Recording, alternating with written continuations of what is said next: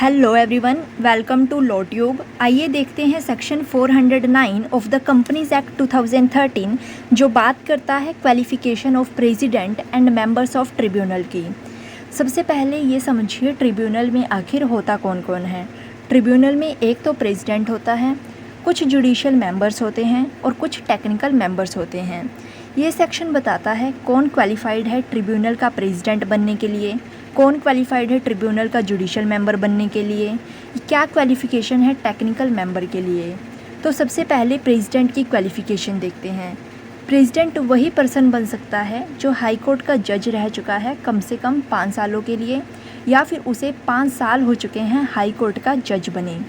उसके बाद यदि जुडिशियल मेंबर की क्वालिफ़िकेशन की बात करें तो वही पर्सन जुडिशियल मेंबर बन सकता है ट्रिब्यूनल का जो फ़िलहाल हाई कोर्ट का जज है या हाई कोर्ट का जज रह चुका है, या फिर कोई ऐसा पर्सन जिसे डिस्ट्रिक्ट जज बने 5 साल हो चुके हैं, या फिर वो कम से कम 5 सालों के लिए डिस्ट्रिक्ट जज रह चुका है।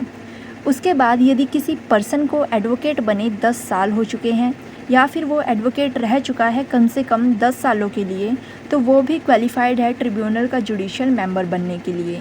तो ये सब लोग क्वालिफाइड हैं जुडिशियल मेंबर बनने के लिए ट्रिब्यूनल में। उसके बाद ये सेक्शन बताता है टेक्निकल मेंबर की क्वालिफ़िकेशन।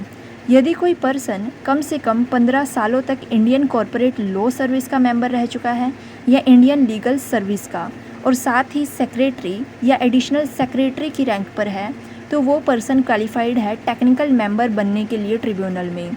उसके बाद यदि कोई प्रैक्टिसिंग चार्टर्ड अकाउंटेंट है कम से कम 15 सालों से, या फिर वो प्रैक्टिस में रह चुका है कम से कम 15 सालों तक, तो वो पर्सन क्वालिफाइड है ट्रिब्यूनल में टेक्निकल मेंबर बनने के लिए। सेम इसी तरह यदि कोई प्रैक्टिसिंग कॉस्ट अकाउंटेंट है या प्रैक्टिसिंग कंपनी सेक्रेटरी है 15 सालों से, या फिर वो प्रैक्टिस में रह चुका है कम से कम 15 सालों तक, तो वो पर्सन भी क्वालिफाइड है टेक्निकल मेंबर बनने के लिए ट्रिब्यूनल में। उसके बाद यदि किसी पर्सन के पास स्पेशल नॉलेज है और प्रोफेशनल एक्सपीरियंस भी है कम से कम 15 सालों का, इंडस्ट्रियल फाइनेंस में, इंडस्ट्रियल मैनेजमेंट में, इंडस्ट्रियल रिकंस्ट्रक्शन में, इन्वेस्टमेंट एंड अकाउंटेंसी में, तो वो पर्सन भी क्वालिफाइड है टेक्निकल मेंबर बनने के लिए ट्रिब्यूनल में। आगे दिया हुआ है यदि कोई पर्सन प्रिसाइडिंग ऑफिसर है 5 सालों से, या फिर रह चुका है कम से कम 5 सालों तक प्रिसाइडिंग ऑफिसर, या तो लेबर कोर्ट में, या तो ट्रिब्यूनल में, या नेशनल ट्रिब्यूनल में अंडर इंडस्ट्रियल डिस्प्यूट एक्ट 1947, तो वो पर्सन भी क्वालिफाइड है टेक्निकल मेंबर बनने के लिए ट्रिब्यूनल में। तो ये था सेक्शन 409 जो बात करता था qualification of president and members of tribunal की। तो आइए फिर से देखते हैं फास्टली इस सेक्शन को। प्रेसिडेंट की क्वालिफिकेशन की यदि मैं बात करूं तो वो पर्सन जो हाई कोर्ट का जज है 5 सालों से, जुडिशियल मेंबर हाई कोर्ट का जज या फिर डिस्ट्रिक्ट जज कम से कम 5 सालों से, या फिर एडवोकेट कम से कम 10 सालों से। उसके बाद टेक्निकल मेंबर की क्वालिफिकेशन की बात करूं तो कम से कम 15 सालों से इंडियन कॉरपोरेट लॉ सर्विस का मेंबर या फिर इंडियन लीगल सर्विस का मेंबर, और साथ ही सेक्रेटरी की रैंक पर या फिर एडिशनल सेक्रेटरी की रैंक पर। उसके बाद प्रैक्टिसिंग चार्टर्ड अकाउंटेंट कम से कम 15 सालों से, या फिर प्रैक्टिसिंग कॉस्ट अकाउंटेंट कम से कम 15 सालों से, या फिर प्रैक्टिसिंग कंपनी सेक्रेटरी कम से कम 15 सालों से।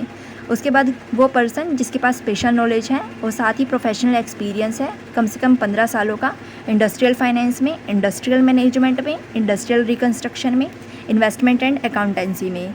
उसके बाद कम से कम 5 सालों के लिए प्रिसाइडिंग ऑफिसर लेबर कोर्ट में, या फिर ट्रिब्यूनल में, या फिर नेशनल ट्रिब्यूनल में under the industrial dispute act. अब आगे हम देखते हैं सेक्शन 411 जो बात करता है अपीलेट ट्रिब्यूनल के चेयरपर्सन एंड मेंबर्स की क्वालिफिकेशन की। अभी जो हमने सेक्शन पढ़ा था वो पढ़ा था सेक्शन 409 जो बात करता था ट्रिब्यूनल के प्रेसिडेंट एंड मेंबर्स की क्वालिफिकेशन की।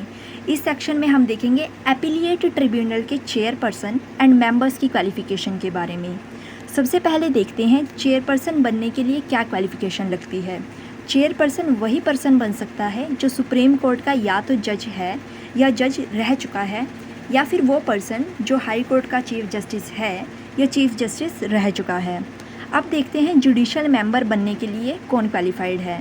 यदि कोई पर्सन 5 सालों से हाई कोर्ट का जज है या 5 सालों तक हाई कोर्ट का जज रह चुका है, तो वो पर्सन क्वालिफाइड है अपीलेट ट्रिब्यूनल का जुडिशियल मेंबर बनने के लिए। या फिर कोई पर्सन जुडिशियल मेंबर है ट्रिब्यूनल में 5 सालों से, ये जुडिशल मेंबर रह चुका है 5 सालों तक, तो वो पर्सन भी क्वालिफाइड है जुडिशल मेंबर बनने के लिए एपिलिएट ट्रिब्यूनल में। एपिलिएट ट्रिब्यूनल में टेक्निकल मेंबर बनने के लिए सिर्फ वही पर्सन क्वालिफाइड है जिसके पास स्पेशल नॉलेज है या फिर प्रोफेशनल एक्सपीरियंस भी है कम से कम 25 साल का इंडस्ट्रियल फाइनेंस में, इंडस्ट्रियल मैनेजमेंट में, इंडस्ट्रियल रिकंस्ट्रक्शन में, इन्वेस्टमेंट एंड अकाउंटेंसी में। तो ये था सेक्शन 411 जो बात करता था qualification of chairperson and members of appellate tribunal की। आइए फिर से देखते हैं इसको फास्टली। चेयरपर्सन की क्या क्वालिफिकेशन है? सुप्रीम कोर्ट का जज या फिर हाई कोर्ट का चीफ जस्टिस। उसके बाद जुडिशियल मेंबर की अगर मैं बात करूं तो 5 सालों के लिए हाई कोर्ट का जज या फिर ट्रिब्यूनल का जुडिशियल मेंबर 5 सालों के लिए। उसके बाद टेक्निकल मेंबर की क्वालिफिकेशन की बात करूं तो वो पर्सन जिसके पास स्पेशल नॉलेज है प्लस प्रोफेशनल एक्सपीरियंस है कम से कम 25 ईयर्स का इंडस्ट्रियल फाइनेंस में, इंडस्ट्रियल मैनेजमेंट में, इंडस्ट्रियल रिकंस्ट्रक्शन में, इन्वेस्टमेंट एंड अकाउंटेंसी में। तो ये था section 409 and 411 of the Companies Act 2013 जो बात करता था ट्रिब्यूनल के प्रेसिडेंट एंड मेंबर्स की क्वालिफिकेशन की और एपिलिएट ट्रिब्यूनल के चेयरपर्सन और मेंबर्स की क्वालिफिकेशन की। Thank you so much, bye.